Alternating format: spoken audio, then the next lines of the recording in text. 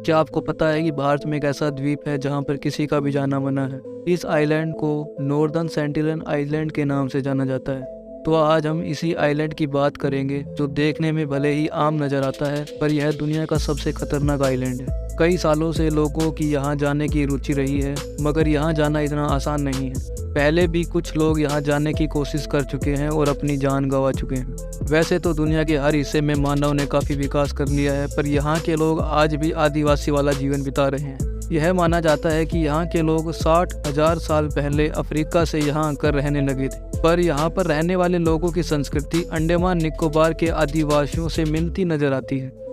19वीं शताब्दी में अंग्रेजों ने यहाँ के लोगों के साथ संपर्क करने की कोशिश की, लेकिन उनकी भाषा अलग होने के कारण संवाद करने में असफल रहे। इससे पता चलता है कि ये लोग दुनिया से काफ़ी सदी पीछे जी रहे हैं। इसके बाद एक ब्रिटिश सर्वेयर जॉन रिची, जो ईस्ट इंडिया कंपनी के लिए काम करते थे, उन्होंने 1771 में नॉर्थ सेंटिनल आइलैंड पर रोशनी देखी, पर वहां पर भीड़ को देखते हुए वे वहां से चले गए। इसके बाद यह द्वीप 1867 तक गुमनाम रहा, पर जब एक दिन निनेवा नाम का एक भारतीय जहाज वहां अटक गया और उसमें 100 से अधिक यात्री वहां फंस गए, जिन पर सेंटिनल के लोगों ने हमला कर दिया क्योंकि उनको बाहर के लोगों का वहां आना बिल्कुल पसंद नहीं था। त्रिलोक पंडित ही एक ऐसे व्यक्ति थे जो 1967 में वहां के लोगों से मिलने में सफल रहे। वे वहां काफी समय तक द्वीप के चारों ओर चक्कर लगाते थे और उन लोगों को तोहफे और खाने का सामान देते रहते थे। पर इसके कुछ समय बाद एक डायरेक्टर अपनी टीम और इंडियन पुलिस के साथ वहां एक डॉक्यूमेंट्री की शूटिंग के लिए गए थे,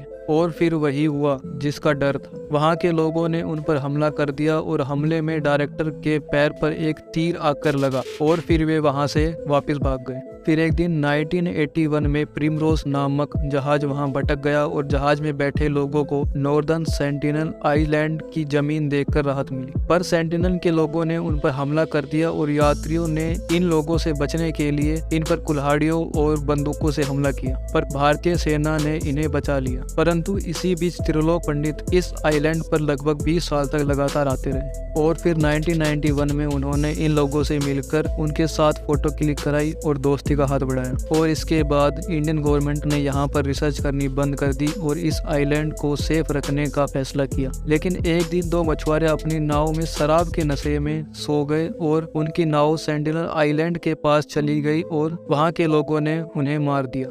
इसके बाद नागरिकों की सुरक्षा के लिए इंडियन गवर्नमेंट ने नॉर्दर्न सेंटिनल आइलैंड के आसपास के 3 किलोमीटर समुद्री भाग को रेस्ट्रिक्टेड एरिया घोषित कर दिया। इसके बाद से इंडियन नेवी वहां पेट्रोलिंग करती रहती है।